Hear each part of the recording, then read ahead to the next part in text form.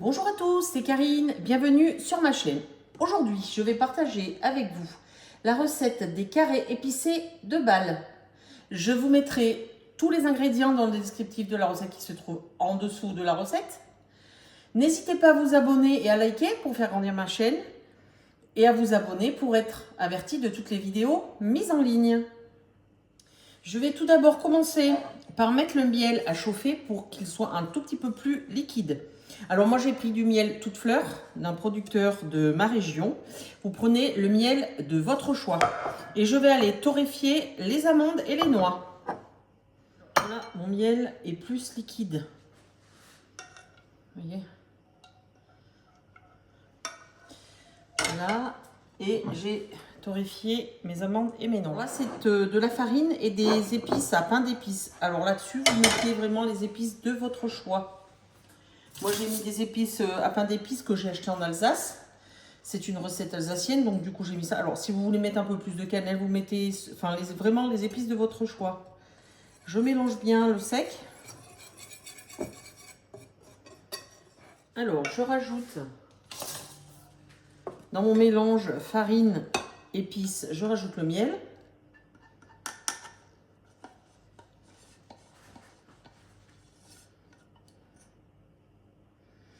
Ça sent déjà très très bon, hein. Les épices et le miel, oh là là là là. Ça sent vraiment les fêtes de fin d'année. Après, vous pouvez le faire à tout moment de l'année, hein.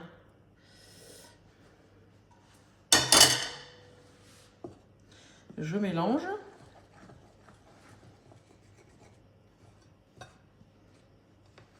Et je mets un jaune d'œuf.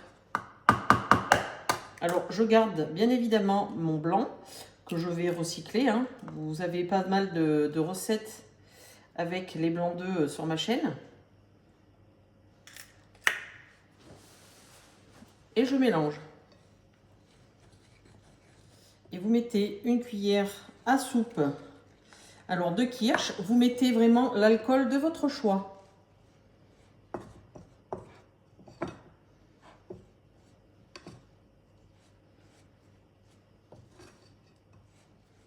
Je reprends les amandes et les noix torréfiées.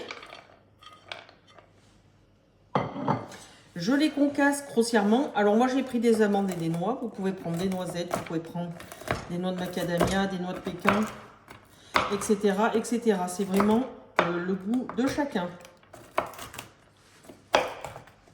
C'est comme pour l'alcool. Moi je vous donne un style d'alcool. Après vous mettez vraiment l'alcool de votre choix, hein. Voilà, grossièrement, hein. Je les mets dans le saladier.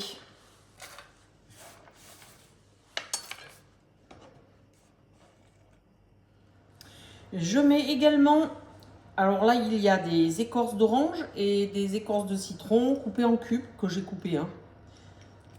Je les incorpore et je vais mélanger tout ça à la main. J'ai bien évidemment lavé mes mains avant de faire la cuisine.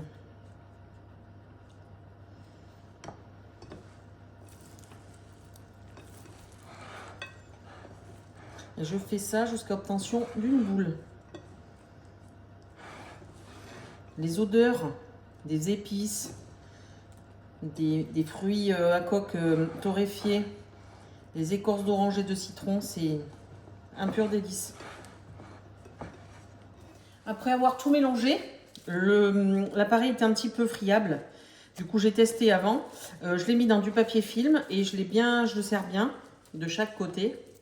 Et je vais le laisser minimum 12 heures au réfrigérateur. Après minimum 12 heures au réfrigérateur, donc j'ai sorti mon biscuit. J'enlève le film étirable. Voilà. Alors,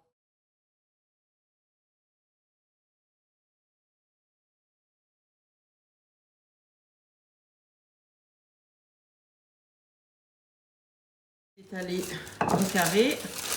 On va regarder ensemble. Alors, si vous voulez avoir un petit peu la même épaisseur un peu partout, hein, donc ce que vous faites, c'est qu'avec, je vais vous montrer comme ça, hop, on va faire ça.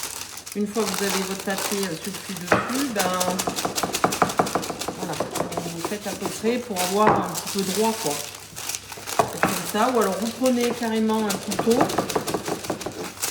et puis vous coupez les bords et puis vous faites un petit rafistolage.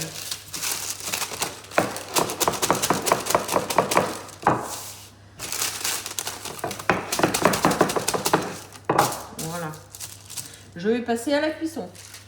J'ai préchauffé mon four à 180 degrés et je vais le cuire plus ou moins entre 12 et 15 minutes selon votre four. J'ai pris une plaque allant au four, j'ai mis le papier sulfurisé avec le carré dessus et je vais aller le faire cuire. Pendant que mon gâteau est en train de cuire, je vais passer au glaçage. J'ai mis du sucre glace et de l'eau. Je mélange le tout. Et je réserve. Je vais attendre que le gâteau soit cuit pour pouvoir le mettre dessus. J'ai sorti le gâteau. Alors, moi, je l'ai cuit 12 minutes. On va faire voir. Il faut le décoller un peu. Je pré-décolle du papier sulfu. Alors, vous attendez bien quelques minutes avant de faire ça. Parce que le gâteau risque d'être un peu friable et voilà. Et je vais mettre le sucre glace dessus.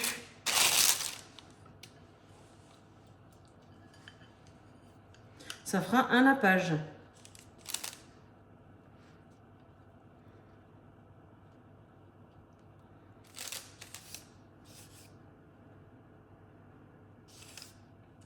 Alors, j'ai éteint mon four, je vais le mettre 2-3 minutes dedans, histoire que ça croûte un tout petit peu et que ça sèche un peu plus vite. La recette est terminée. Bonne pause gourmande!